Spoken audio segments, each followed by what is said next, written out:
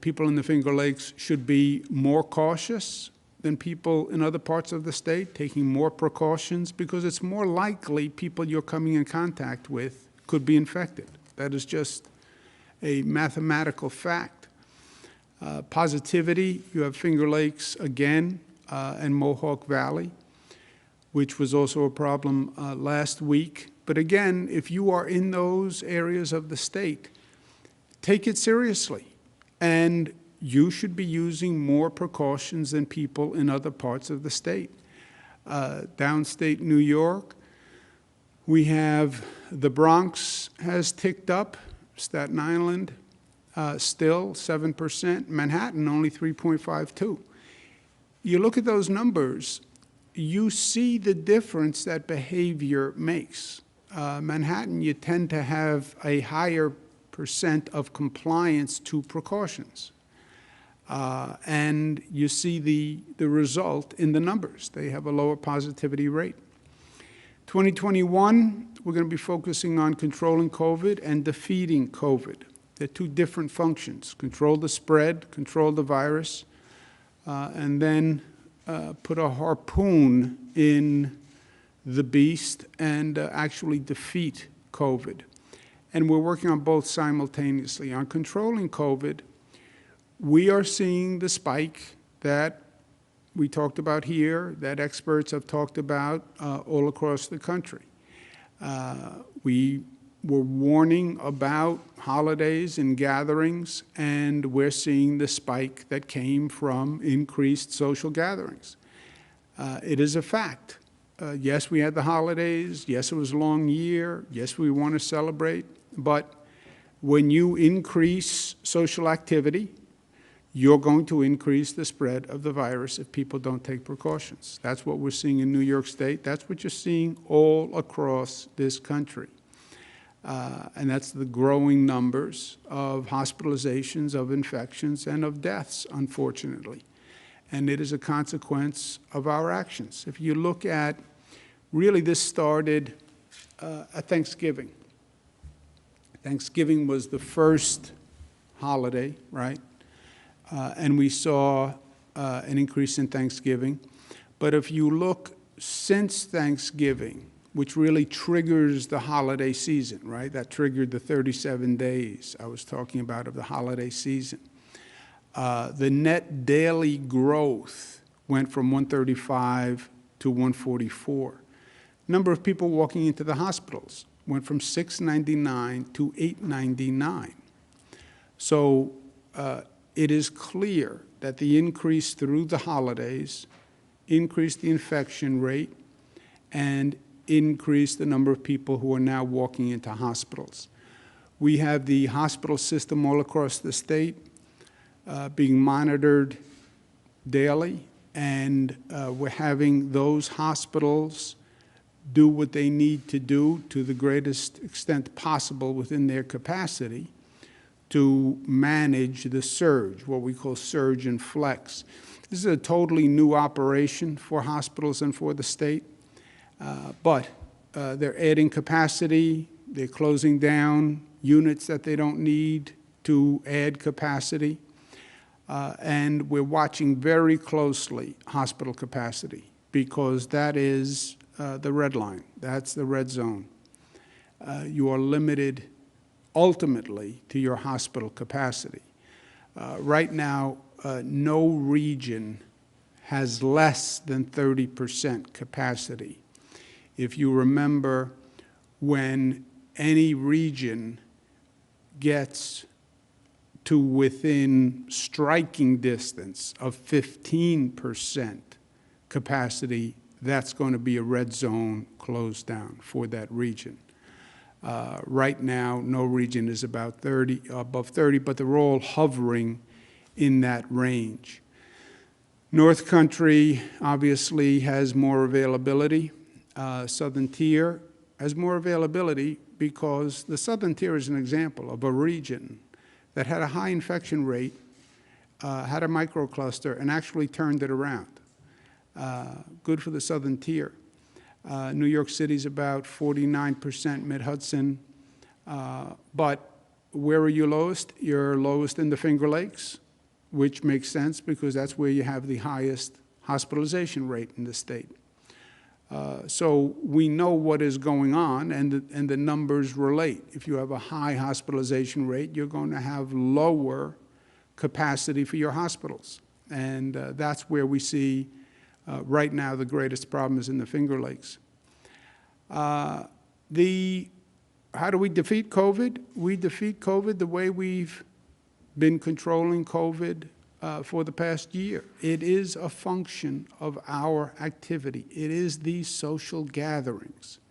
I know people say, oh, how can you say we shouldn't gather socially? I understand we are social beings. I understand the hospitals, but it's how you do it. It is how you do it. Are you safe? Are you doing as much as you can outdoors? Are you wearing a mask? Are you keeping windows open? Are you keeping the crowd small? It's being smart. That is all this is. It is a virus. You've all had someone in the house with a virus. You know how the virus spreads. And it's a consequence of being smart and being responsible. Those numbers go up. You overload the hospitals, the region will close down. You know, we know what is going to happen. There's no unknown here. There's no arbitrary decisions being made.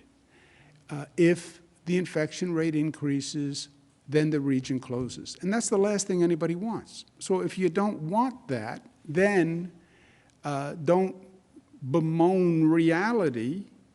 Do something about it and be smart and reduce the infection rate.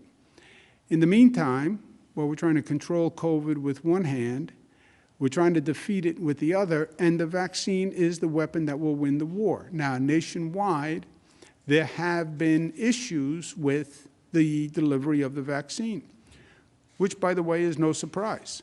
We've said many, many times that this was a much more aggressive undertaking than anyone thought, that this nation was not prepared, that the vaccine administration and delivery was going to be more testing than anything we had done before, because we had just gone through the testing for COVID. Testing for COVID is much simpler. It's a nasal swab. And by the way, nobody says no to a COVID test, not like a vaccine. You don't have that same resistance, those same fears. We need to do more vaccines than we have done COVID testing all across this country. Only this state, which has done more testing than any other state, has actually done more COVID tests than the number of vaccines we're going to have to administer. But it is a massive undertaking for this nation. Now, it's important to understand how we're doing the vaccine. And think of it in three tranches, if you will. We're doing vaccines in nursing homes, then it's being administered by hospitals, and then it's being administered through what we call special efforts. And I just want to go through one at a time so people understand this. In nursing homes, we participated in a federally run program that would send the vaccines directly to the nursing homes and the pharmacies. And the federal government contracted with pharmacies, national pharmacy chains, to do the vaccinations in the nursing homes. That has not been going as quickly as we would have liked. New York is now going to step in and actually expedite the federal program in nursing homes. We have about 611 nursing home facilities statewide. About 288 of them have completed the first dose for residents. You have residents in nursing homes, and then you have the staff in nursing homes. Both are being vaccinated. For the residents, about half of them have gotten the first dose. You can't get more than the first dose yet, because the first dose, then it's 21 days to get the second dose. We are going to supplement and expedite the federal program, and 234 additional dosages will happen this week, which will get us up to 85% of the nursing home residents by the end of this week. And that would be significant progress on the nursing home residents. That will leave about 15% of the nursing home residents that need to be vaccinated, and we want to get that done over the next 2 weeks. So the goal is, over the next 2 weeks, all the nursing home residents vaccinated, and simultaneously we're doing the staff. Under the federal program, they do 1/3 of the staff in 3 tranches, just in case any staff member has an allergic reaction or something like that. They decided to do 1/3, 1/3, 1/3 of the staff, and that will be expedited. We'll be sending in additional personnel into nursing homes to do the vaccines. Some nursing homes can actually do the injections themselves. Nursing homes have staff, many of them, that can actually do vaccines. If they can do it themselves, we're going to go to them and let them do it themselves to further expedite it. But the nursing homes have always been the most vulnerable populations, and we want to get that done, and we want to get that done quickly. The federal program has not worked as quickly as we would have liked. We're going to step in and make it work. That takes us to the hospitals. The hospitals are doing the administration, and that was purposeful. It's also the federal guidance, but it keeps politics out of it. There are 2 types of hospitals in the state of New York. There are public hospitals and there are private hospitals.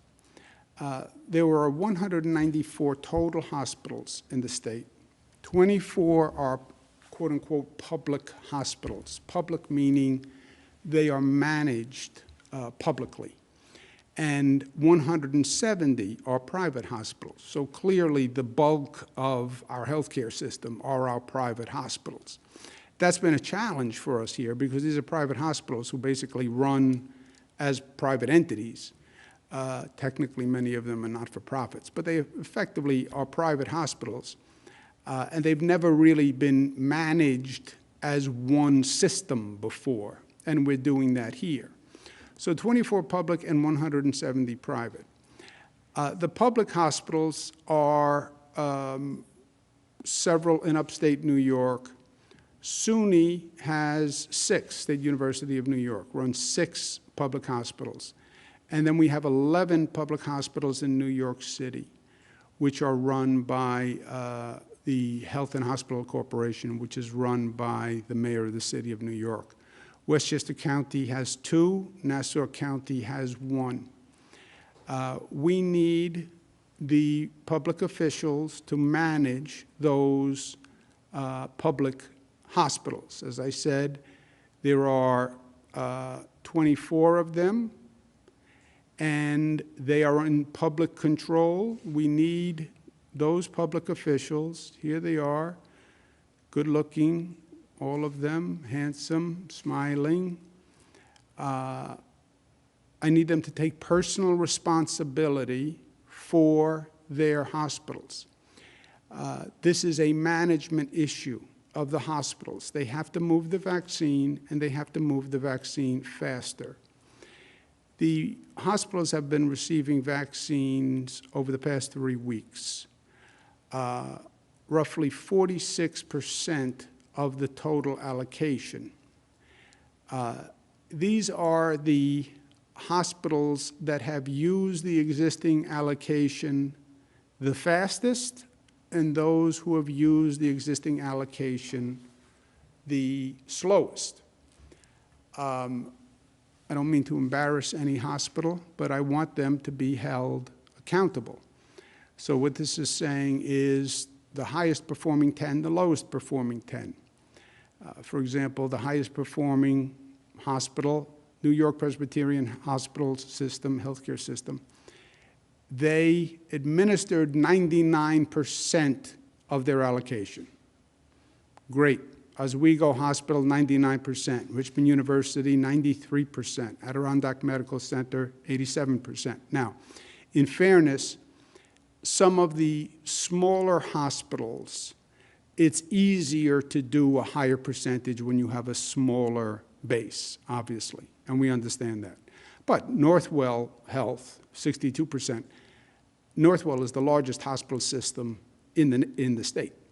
So it's not just a function of size. It's a function of administrative capacity. We want those vaccines in people's arms. I understand they're private hospitals. I understand that everyone has a job to do. We need them to administer the vaccines faster. These are the highest performing. These are the slowest hospitals. Samaritan Hospital has only administered 15% of the allocation they've received. A.O. Fox, Nassau University, 19%. Montefiore, only 30%.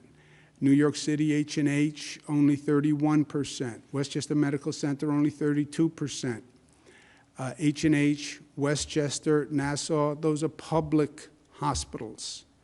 I need those public officials to step in and manage those systems. You have the allocation. We want it in people's arms as soon as possible.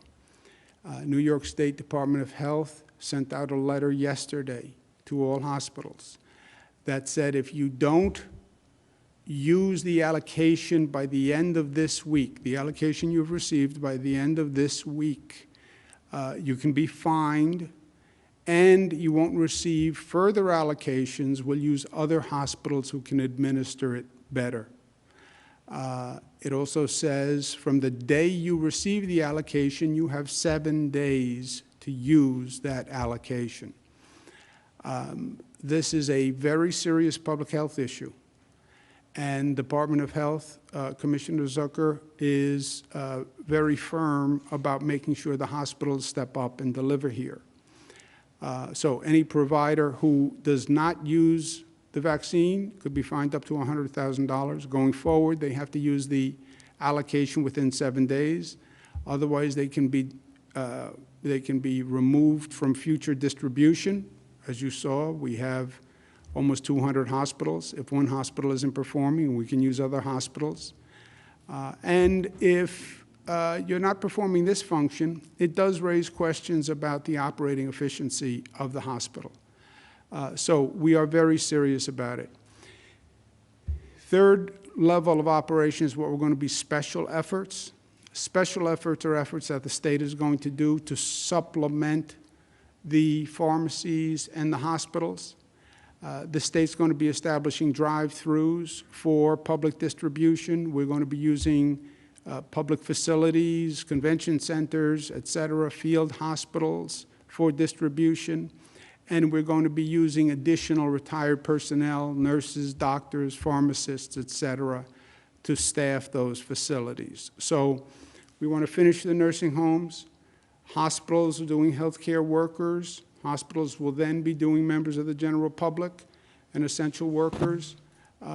But the state will also be opening its own distribution effort to accelerate those vaccines. Part of the state's effort will be a special focus on poorer communities where they don't have those pharmacies, they don't have the hospitals, so-called healthcare deserts. And we'll be working with healthcare partners to have basically pop-up vaccination centers where we can transport equipment to a church, to a public housing authority, to a community center, and open up a vaccination center. This has been a priority for New York State. I have said personally that I think this is an issue that has not gotten enough attention or sense of urgency. COVID revealed many ugly things. One of the most ugly to me, blacks died at twice the rate of whites. Hispanic at 1.5 times the rate of whites. Higher infection rate, lower COVID testing rate, more comorbidities. That's not America.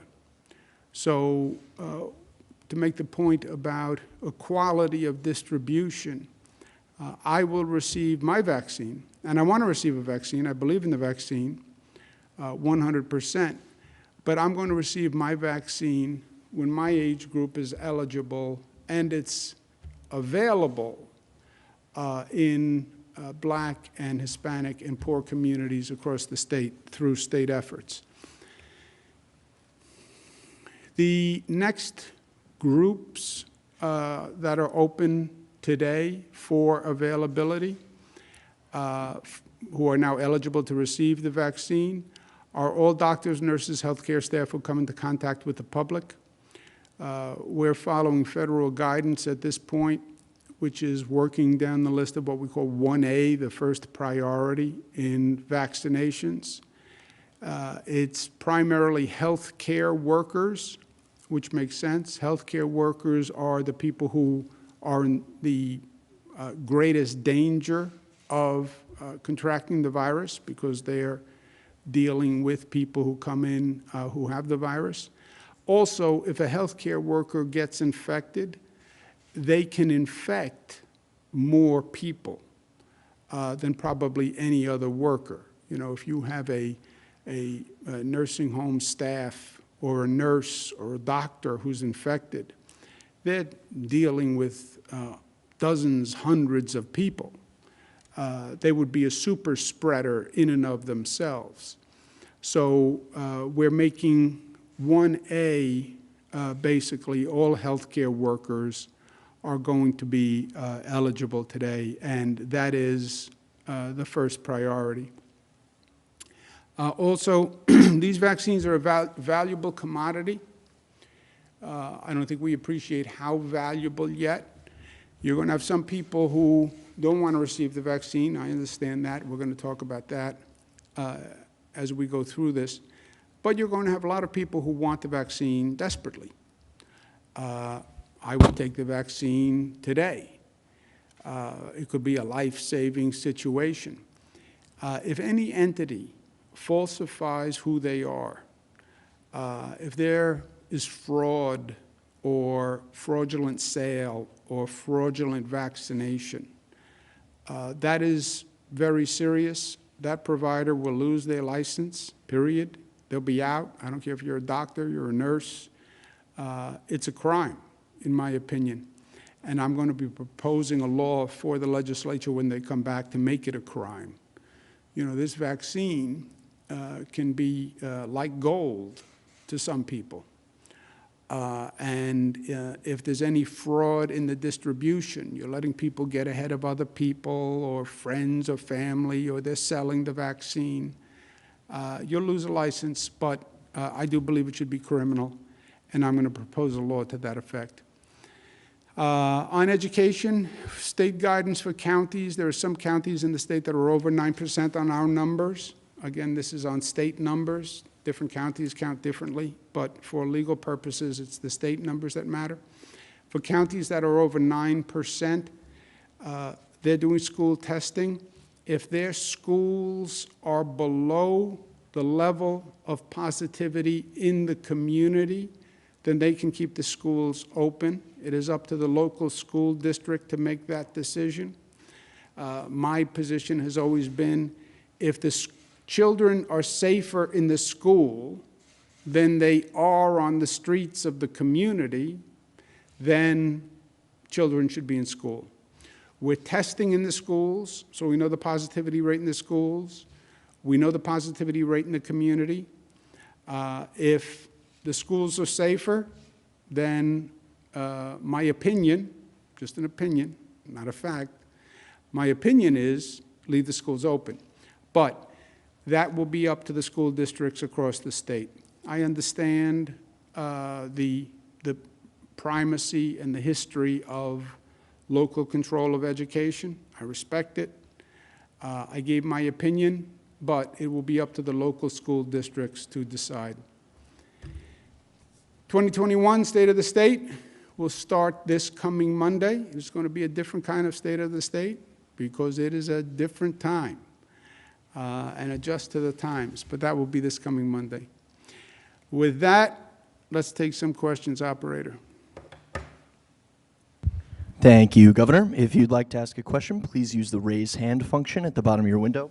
We'll take a brief moment to compile the Q&A roster.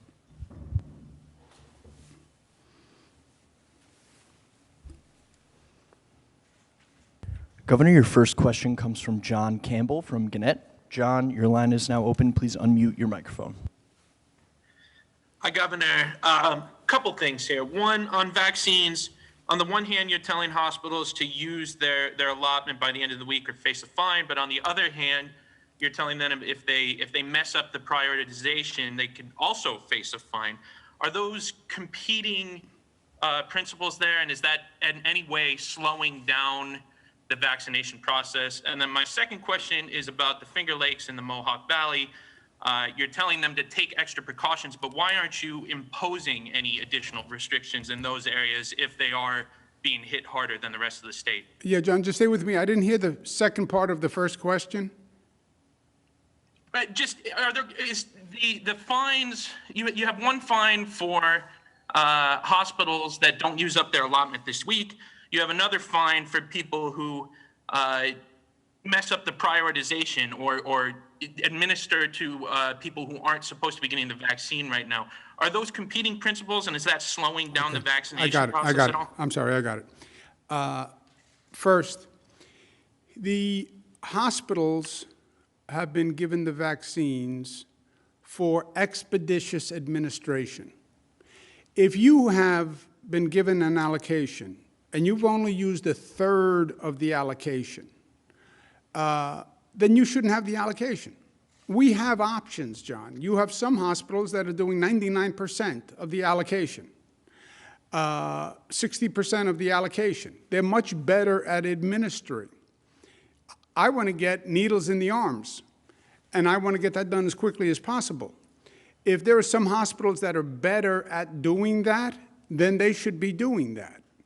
If you can't do that within 7 days, then just raise your hand and say, I can't do this. Fine, we'll go to a different hospital. We know what hospitals are better at administering it. I'd rather have the faster hospitals administering it. The fine, and if you can't administer it, if your hospital doesn't have the capacity, then just say that. But don't say, as a hospital, I can administer it, but then don't. That's why you would be fined. You would be fined for accepting an allocation that you can't administer or won't administer. You should just say, I don't want to participate in the program, which is fine. And then we'll give it to a different hospital. The second, quote-unquote, fine, that is not a mistake, John. I want to pass a criminal law to that effect. Criminal law is intent. It's not a mistake. It's not that you were defrauded. It's you engaged knowingly in a criminal act. You sold the vaccines because you could make money. I came to you and I said, look, I'm not eligible, but I want to skip ahead to the line, and I'm willing to pay you for that. That's a crime. I'm talking about criminal conduct, not a mistake. Or not that you were defrauded. If a hospital said, look, they gave me a phony driver's license, and they told me they were 75, but they weren't. I was defrauded. Fine. I'm talking about the opposite. I'm talking about an affirmative fraud using this vaccine. You will, mark my words, you're going to see fraud in this vaccine. You're going to see people selling the vaccine. We're already investigating cases of fraud, right? It's valuable. It's money.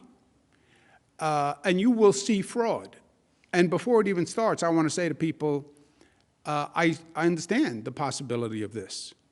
And I understand this is a valuable commodity. And by the way, it's going to become more valuable when people say, I really want it and I want to get ahead of the line. So that would be criminal. The main spread is now coming from social gatherings. I have said everything that I can say. We've closed and regulated every outlet that we can regulate. Some people have mocked me, made fun, a little picture of me looking in the window of a house, that I was so intrusive, that I was looking into your home to see how many people you had at a social gathering. The CDC has said no more than your immediate household. The state has said no more than 10. I talk about it every time I'm here, John, but over about 75% of the spread is coming from people's social activities. And everything short of that, we have regulated. The only place to go over that is a hospital capacity becomes problematic, then we go to full shutdown, and that's a red zone. And the Finger Lakes, Mohawk Valley, you see that number 30%?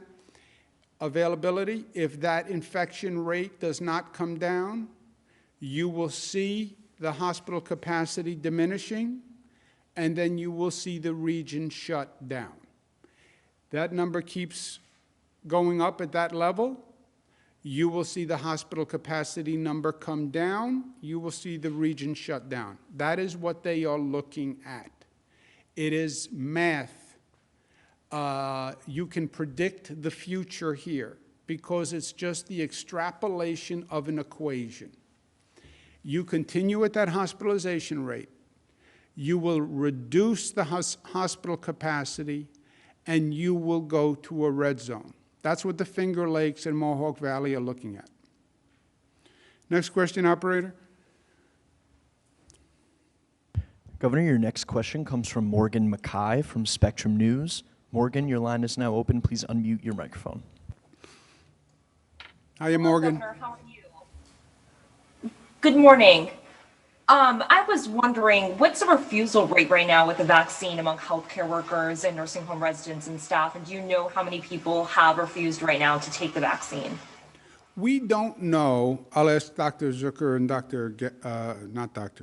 well, he's technically a doctor. He's a lawyer. He's technically a doctor, but I don't call him doctor because then I would be a doctor too. Gareth Rhodes. We know the percent, the successful percent that most hospitals have administered of their allocation. We don't have a definitive breakdown of staff who didn't get it versus staff who wouldn't take it. We have anecdotal. We don't have hard numbers, but I would ask Dr. Zucker and Gareth, we'll call him Dr. Rhodes. Dr. Rhodes, if he knows anything beyond that. Thank you, Governor. And as the Governor mentioned, we have some anecdotal evidence from the hospitals, but primarily with the nursing homes, we were saying we have some more data on that. It's about 10% of the residents and about 15% of the staff. The healthcare workers were pushing very hard, and they are also pushing to get everyone vaccinated. That's the critical thing to do for them. But I don't have a specific number for the whole healthcare system unless Gareth does. I have nothing more to add. That's good. Nothing else, Dr. Rhodes? Next question, operator. Governor, your next question comes from Jeff Kulikowski from Channel 9 in Syracuse. Jeff, your line is now open. Please unmute your microphone. Hi, Governor. How are you? Happy New Year. Happy New Year, Jeff. How you doing? Good, thank you, sir. Could you help me understand better? The release from the press office yesterday said the percent of hospital beds available in the central New York region is 20%. Your slide, obviously, earlier today said that that central New York was at 30.87%. So is there a difference I'm not understanding there? Because the 20% has a lot of us concerned that more restrictions are coming. The number you saw today, and I'll ask Dr. Rhodes to comment on this, the number you saw today is what that hospital could surge to in 7 days. So you have, well, it is a little complicated, but it's a good question. I want to make sure we all understand it. You have, what is your availability today, hospital? What is your surge capacity for staffed beds within 7 days, meaning you could have 20% today. What can you add within 7 days, and what would your capacity be? What would your capacity be in 14 days? We even ask, what could your capacity be in 21 days? So you can have a 100-bed hospital, and I can have 80 people in those beds, so I have a 20% capacity. But I also have an ambulatory center, and I can close the ambulatory center, and I can make those hospital beds. But that would take me 7 days. So then I could give you one number for today, but I have capacity to make some changes and add beds, and that's the 7-day surge. You give me a little more time as a hospital, I could hire more staff, and I'd have a 14-day surge capacity that is a little greater. So you have capacity today, your ability to surge and add, which is either beds or staff, or sometimes both, in 7 days, 14 days, 21 days. But Gareth, you want to comment on that? Yes, the governor is exactly right. These are what the information the hospital gives the state every single day. This number of staffed acute care beds that are currently available, it's a number we watch very, very closely. We watch the rate of hospital admissions, what the growth rate is, and we can project that out. And then what can you build within 7 days? Again, acute care, staffed beds. It's an important metric to be able to know that these hospitals can provide the type of care to a certain number of patients over a period of time. So the governor is exactly right in the way he described it. Okay, operator, next question. Anyone want to add anything? Correct anything? Misstatements, misfacts, miscues, misinterpretation? Operator? Governor, your next question comes from Dan Clark from PBS. Dan, your line is now open. Please unmute your microphone. Hey, Governor, can you hear me? Yes, sir, Dan. Happy New Year. Happy New Year to you as well. So you said something sort of ominous that next Monday will be the start of the State of the State. Can you give us any more details? Are we looking at more than one speech? Will it be done virtually just because obviously you don't want to have a super spreader event? What are we looking at for State of the State? Governor is super spreader. Now that would be a story. Governor super spreader, State of the State. It shouldn't be ominous, first of all, Dan. It should be intriguing. Look, this is a different year, and there will be no crowd, so virtual, whatever you call this. But obviously you can't bring a crowd together. There's no crowd, so you don't have a convention center. You don't have 1,000 people in the convention center. But actually, you have many more people paying attention to these types of communications than we ever did before for the State of the State. We have hundreds of thousands of viewers on this.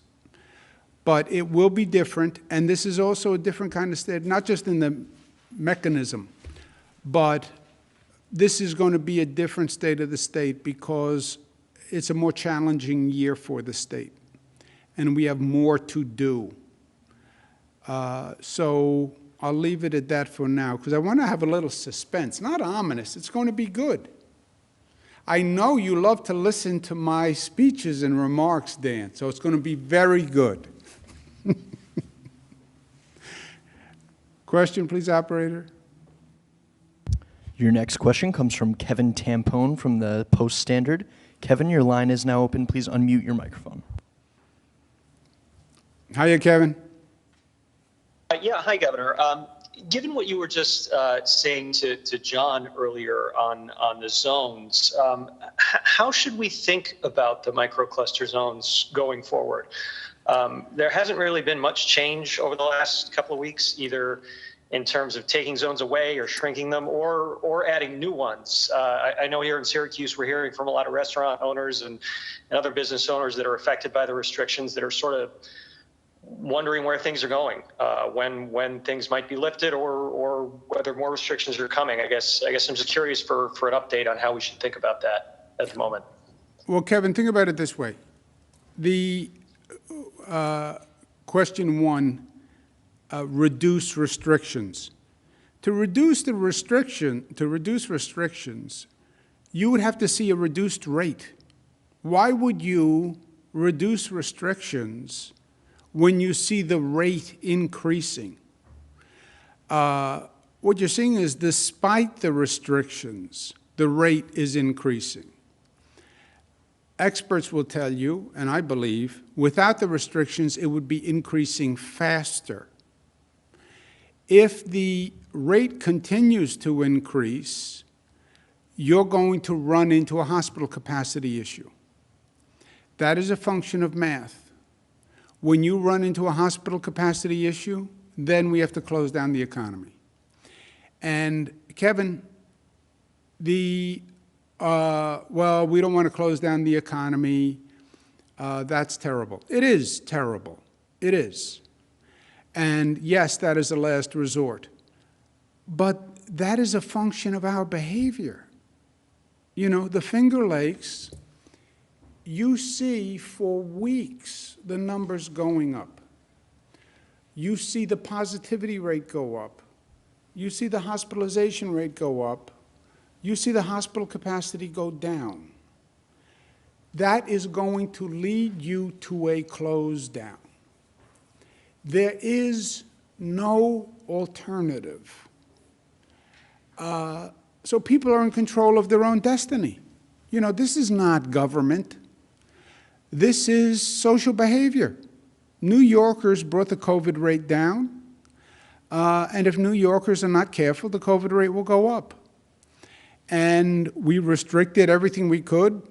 I'm not going to reduce any restrictions in a region where it's still going up. And if it keeps going up, and social gatherings are 75% of the cause, and they have pictures of me looking in the window and into people's homes, you know, if the rate keeps going up, then you're going to reduce hospital capacity, and it's going to be a red zone. Operator, let's take one more question. Governor, your last question comes from Shannon Young from Politico. Shannon, your line is now open. Please unmute your microphone. Hi, Governor. Happy New Year. Happy New Year, Shannon. So just wanted to get a little bit more details on sort of what the issue is right now with the hospitals in reaching the vaccination levels that you would like to see. Has it been the priority issue? Has it been people refusing to get the vaccines? Or has it been sort of a supply chain cooling issue? And then how many vaccines have been administered in the state as of today? Okay, about 300,000 vaccines have been administered. I've spoken to dozens of hospitals. I may go to medical school after this experience. It's all of the above, Shannon. There is no one cause. But let's just remember what we're doing here.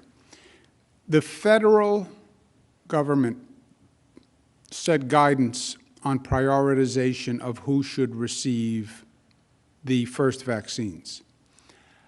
We agreed with the federal prioritization on the top priority, what they call priority one, hence top priority. Priority one is inarguable. It's all healthcare workers who come in contact with the public. Why? Because they're most likely to be infected, because they're coming in contact with the public, and they're most likely to spread the infection, because they come in contact with the public. And I'm going to ask Dr. Zucker to comment on this. Look, you're going to have a lot of people who I could argue are a top priority. Police are top priority. Bus drivers, subway operators, firefighters, right? But healthcare workers on the numbers come into contact with more people and are most in a setting where they could get infected. The hospitals get the vaccines. They can store these vaccines, both the Pfizer and the Moderna. and they are responsible for administering. This is to their staff, to their staff. How are some hospitals at 99% and some hospitals at 15%? I have heard nothing besides the urgency and the management capacity and efficiency. You know, they all have the storage capacity. Some are at 99%. Now, well, some people will refuse to take it. Some healthcare workers will refuse to take it. But that can't be the issue because they're at 99%. They have more, they have healthcare workers who they haven't reached yet. So even if you want to say a small percentage of healthcare workers won't take the vaccine, that's not where they're at. Now, it's only been 3 weeks, and you could argue that, well, I'm being very aggressive in trying to get the vaccine out the door quickly. I am. I don't want the vaccine in a freezer. I want it in somebody's arm. So, yes, I'm being aggressive. But if some hospitals can get 99% out, you can't explain the deviation between 99 and 15. And I haven't heard a good explanation that's anything other than within their own bureaucracy and their own administration within their own bureaucracy. Now, they'll say to me, it's only been 3 weeks. And for some hospitals, it depends on your calibration. You could argue that 3 weeks is a short period of time. I think 3 weeks is a long period of time. And also, Shannon, the hospital doesn't have to participate. If they don't want the pressure of doing it, I understand, fine. Then just say, I don't want to participate.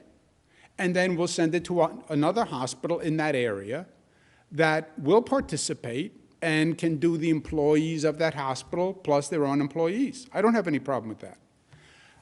I do have a problem with the hospital saying they're going to participate, receiving a scarce vaccine, and not administering it. But I have not heard any explanation other than it's only been 3 weeks, and not everybody comes in every day, and people have different shifts. You know, it's all the bureaucracy. It's bureaucracy. But Dr. Zucker, who happens to be a doctor and probably is more sympathetic to the hospitals and the bureaucracy than I am.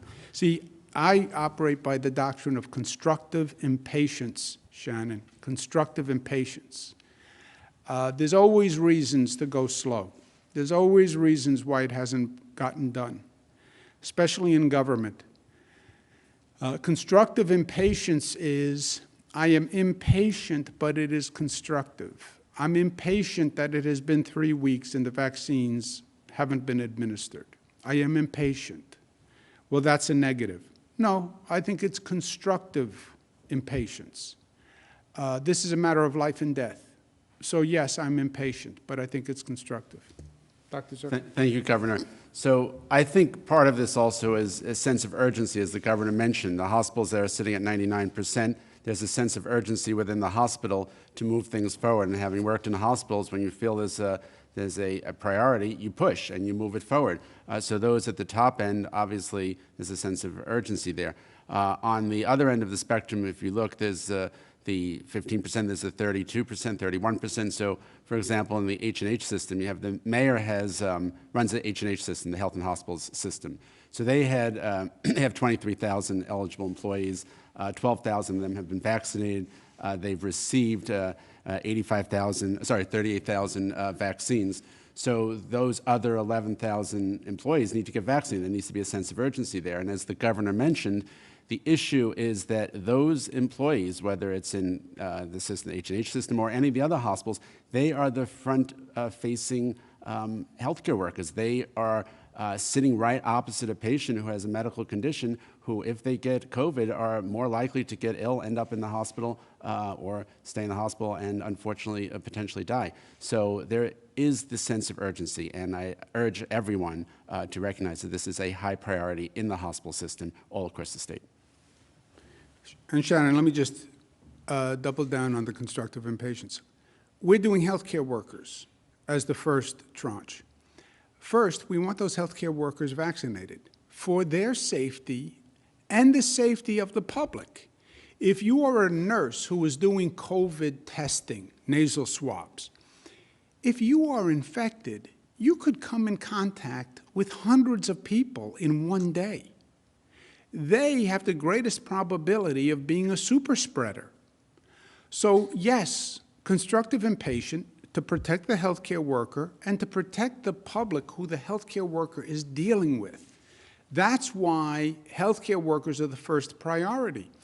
And constructive impatience because we want to get through the healthcare workers so we can get to the next tranche, which are the police and the bus drivers and the train operators and people with comorbidities and older people who are most vulnerable.